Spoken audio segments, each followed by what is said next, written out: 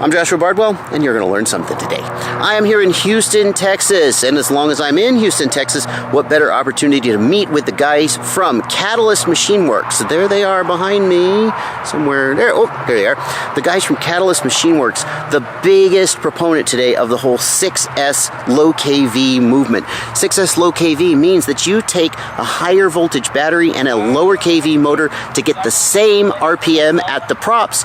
So what's the advantage? Well, that's what we're here to investigate. And as long as I'm here, I've also got, you can't see him over there, Zachary Thayer, a noob, known for flying on DRL, among other things. And Mr. Steele's even here, although we'll see if he decides to make an appearance. Hey, one more thing. We're doing a giveaway. Catalyst Machineworks is going to give away one of the quads we're using, the 6S quad that we are using in this test. Keep watching the video to find out more about how to win that.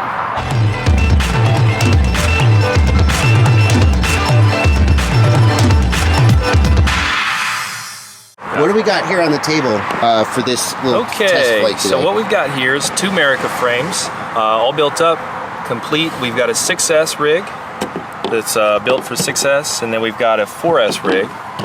And the main difference between them? Yeah, so the main difference between these guys is the motors.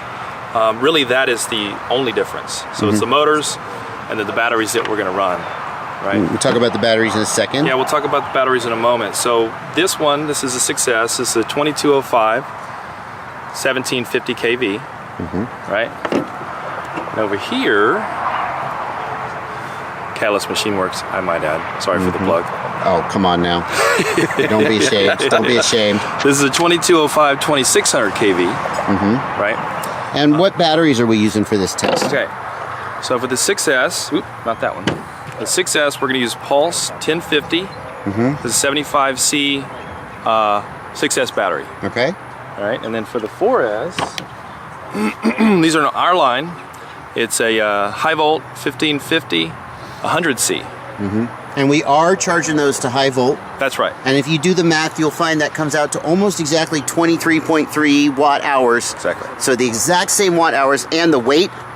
Want to weigh them? The weight. Let's yeah. weigh 'em. So the weight. It comes in at 193. I'm not sure the camera's picking it up. 193.9. Yeah, 190. It's basically 194. Yep. Right in there. And the pulse. Okay, and the pulse.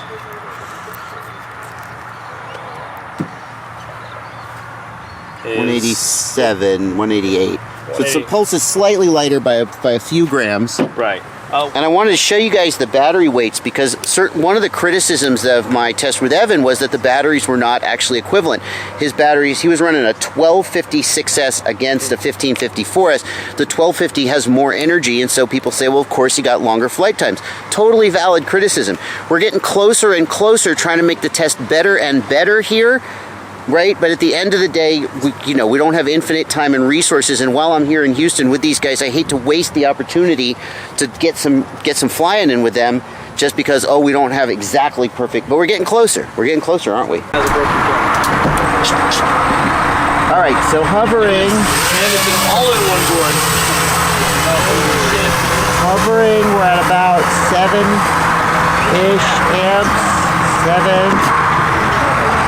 That's an all-in-one board. That's it already. There's some hovering. 6 or 7 amps. Let's do a punch. I was just trying. I saw about 135. Wow, it really gets up there. Where are we? Over to the right. Yeah. Or to the left. There you go. Straight that way. Okay. Let's do another punch.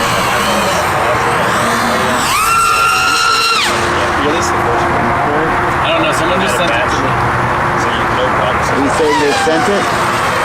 We're at 16.2 volts. We're still relatively fully charged. Give another punch. That seems to be peaking at about 135 amps, 130 amps, and then dropping to around 100. Yeah, I don't know if it's good. I don't think it's good. But yeah, it's holding at about 100 and peaking at about 135. So I'm gonna just fly this now. I'm just gonna fly this a little bit and do a little bit of a freestyle, which this quad is not built for, but just get a feel for how it flies the way I fly it.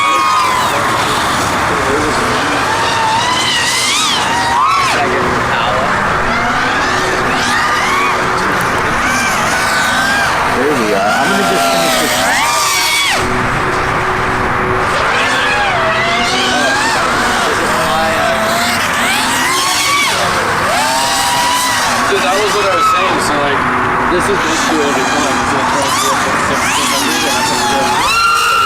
That was full throttle there.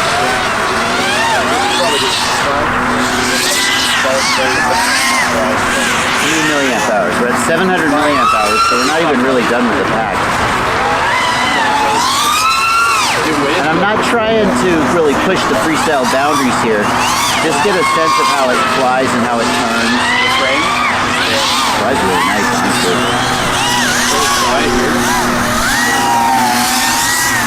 I'm still getting used to the rate, so I don't want to really crash. You know the strike? That's the thought.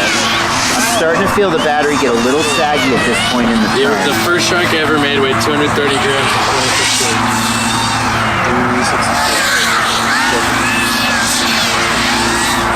Probably 979 milliamp hours. This?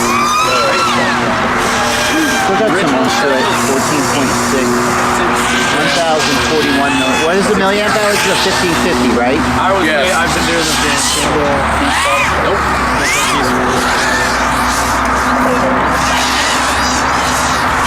What about the center?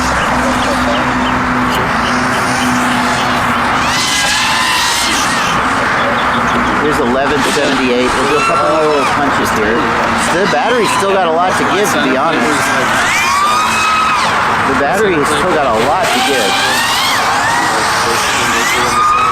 It's still even. Let's do one more punch out, even though still getting around 100 amps, 1400 milliamp hours. Still very pliable battery. How long was I flying? 5 minutes? Let me get the arm switch here and put it down. So that was the 1550 high volt 4-cell, and I ran it to like 1350. It was still very punchy at the end. This is a great 4-cell battery, for the record. Still a lot of punch and power at the end. It was able to do a 100 amp punch out. At the beginning, it was peaking at around 135. 135, 136 amps. Sagging to around 100 after you just were on the throttle for a second. 105, yeah. And hovered at like 7 or 8. Although the current meter is always, I think it's always a little less accurate at low amps. At low end, it gets more accurate as the amps go up. If you calibrate it for the low end, it'll be inaccurate at the high end and vice versa. Right. So we've calibrated it kind of for cruise, but still, it's a fantastic battery, for the record. They're pretty much the best on the market, so we figured that would be the best to compare it with. And I think the 6S, I mean, it's hard to look at the performance of this quad and the way it was flying, and I was flying it like a freestyle quad, but it's hard to look at this and go, gosh, I wish that was better. Let's find out what the 6S does differently. Okay, so here we're hovering at 4 to 5 amps, whereas we were at like 6 to 7 amps. But so that's, it's more efficient, sure. And let's do a full throttle punch. So it looks like it hit about 90 and sagged to closer to 70. We did see some sag. Let's hit it again. Hang on. So it is sagging down to like 65. It's peaking at about 85 or 90 and sagging down to like 65. Is that what you're seeing as well, Neil? Yep. Okay, we'll hit it one more time, and then we'll give it some flying. And those are about, I'm getting maybe a little higher. It feels like I'm holding it just a little longer to see when the sag occurs, but it feels like I'm a little higher than I was on the 4S. Let's give it some flying and just do some flippy floppies and see how it feels. I would be real interested to A/B this because it feels more responsive and faster. Maybe the up tilt's a little different, but it feels like I'm almost like I'm hovering at a lower point or getting more punch. I would be real interested to try to blind test this. We've infused this one with a little bit of unicorn juice. That's the key. Well, so another thing you might be noticing though is generally what happens with the higher voltages, you'll actually get a little bit tighter tune. Yeah. You gotta look at it this way: when you put electricity through those coils, it can actually respond a little bit faster when your voltage is overall higher, and it sags less. It does feel tighter. I mean, these are the same PIDs, right? I assume they are. They're the same PIDs. We found that tuning a 4S quad on the same setup compared to 6S, the tune is identical. Assuming you gear it the same, right? Assuming you gear it the same. Same props, same stator motor. I'm just doing like little punches to feel how it punches in corners and comes, but it feels like it's got a little bit more acceleration, really. I don't know why it does. I think what it is your relative voltage sag is just less overall, right? Right. That's the Because you whole have point. 2 extra cells. Right. For the duration of your flight, you should have a higher voltage average for the duration. Yeah, we're at, how many milliamp hours? We're at 680. So I'm gonna run, what's this run to? A 1050. It's a 1050. So my flight time's at about 350. I'm gonna do some, I ran the other one to about 1300. This park is fun as hell to In fly. a great park. It's always mowed too. You can run this one all the way to 1,000 comfortably. You know, the quad just flies nice. I know you don't technically build freestyle quads as much as you do racing, but I could freestyle this quad all day. There, I felt that's the first time I hit the throttle and felt some sag, or just just the littlest lack of responsiveness on the throttle right You're there. about 80% through the battery when that point hit. So we've been flying now for what, 3 minutes or something? 438 is what it says since arm. Is that from the first hit of throttle, or is that No, the starting first from the hover. Okay. 800, 900. Let me get one more punch. It should give you arm time whenever you kill the motors with the switch. Yeah, no, you're just looking at on minutes, not fly minutes. Oh, my bad, my Okay. bad, my bad. All right. That's why I was wondering how long we were sitting still. Let's see here, and let me get another punch. Still doing real good at the punch, still about 80 to about 60. Not seeing any real degradation in performance at the end of the pack. And we're at 1020, You're at 1020. so I'm gonna bring it in. I don't wanna And kill look at this. the voltage, it still recovers to that reasonable 21.5, here's our hover. I'm gonna disarm it because I'm not 100% confident about your disarm switch. 21.6, do the math, divide that by 6. What is that per cell? What's 21.6 divided by 6? Where's my phone? So we came down on that one at 21.6 volts, and we're gonna do a little math and see what voltage per cell. And we pulled almost the full 1050 milliamp hours. That's 3.6 per cell. We'll have to go back and check the DVR to see what the other one was. I didn't note it. But I pulled about 1300 and change from a 1550 high volt and felt like I was getting to the end of the pack. What's that? Oh yeah, you got it right there. What's it at? What's So it it's resting at 3.68 per cell. That's the 6S or That's the 6S. What's the? Do you still have the 4S? That We already ran? stuck it on the chart. Oh, okay. We'll have to, We'll check the have to DVR. redo that. 3.7. 3.7. I feel like at And you only pulled 13 out of the other one, so you didn't full discharge. You full discharge. but it was starting to get a little sag to the end. I wouldn't normally pull 1550 out of a, get in camera here. I wouldn't normally pull 1550 out of a 1550. Agreed. Because you'd be so to the end of the pack, you'd be falling out of the sky. So I feel like 1350 out of a 1550, it was starting to sag a little. Agreed. It was still a little punchy. That's roughly what I do as well. But here we saw that you flew the entire milliamp hour rating, and it still was flyable at the end. We should take a risk on sacrificing one of these great packs and actually fly 1550 out of it for science. To see what the bottom. What is it like at 1550? Because I stopped at 1350 because I was just like, yeah, but I mean, it still was okay. So to note, there's 200 milliamp hours missing out of that pack. Yeah, something like that. I feel like this one felt like there was more acceleration when I hit the throttle.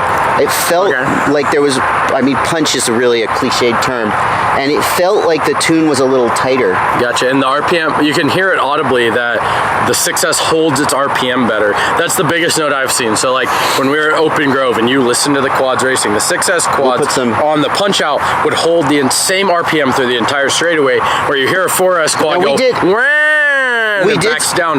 we did see, I was hoping to see, let me switch hands here. I was hoping to see that on 6S, you know, on 4S we hit 135 amps and then it sagged down to closer to 100 as I held the throttle at 100%.